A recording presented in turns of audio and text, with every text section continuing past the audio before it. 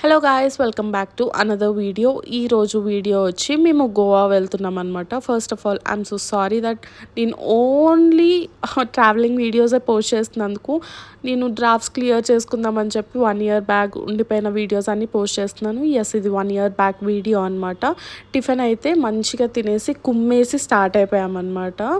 ఆ తర్వాత ట్రావెల్ చేస్తున్న దారిలోనే లంచ్ టైం అయిపోయింది. లంచ్ కూడా కానిచ్చేసాము బికాజ్ గోవాలో మంచి ఫుడ్ దొరుకుతుందో లేదో అని చెప్పి భయంతో దొరికిందే ఛాన్స్ అని చెప్పి అందరం గట్టిగా తినేసామన్నమాట మేము ఫుడ్ని.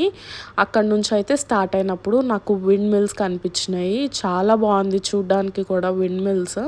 మేము యాక్చువల్లీ 2 కార్స్లో వెళ్తున్నాము. ఒక కార్లో నేను మా పేరెంట్స్, ఇంకొక కార్లో అన్నయ్య వాళ్ళు, అంకుల్, మా తాతయ్య వాళ్ళందరూ వస్తున్నారనమాట.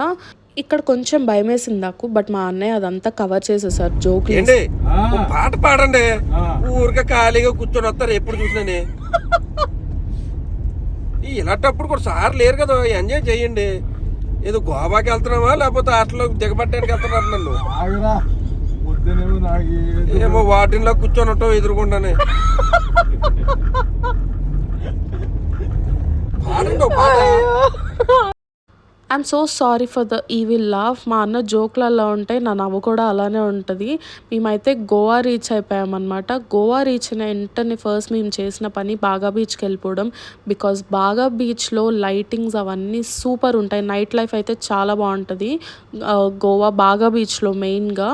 మేమైతే ఫుడ్ ఆర్డర్ చేసుకొని తిన్నాము. లిటరల్గా ఫుడ్ బిల్లు చూసి నాకు గుండె జారిపోయింది గైస్. బికాజ్ 12,000 అయింది. ఫుడ్ బాగాలేదు, టేస్ట్ బాగాలేదు, ఏం బాగాలేదు, బట్ అయినా 12,000 అయిపోయింది. That's all for this video. Like, share and subscribe.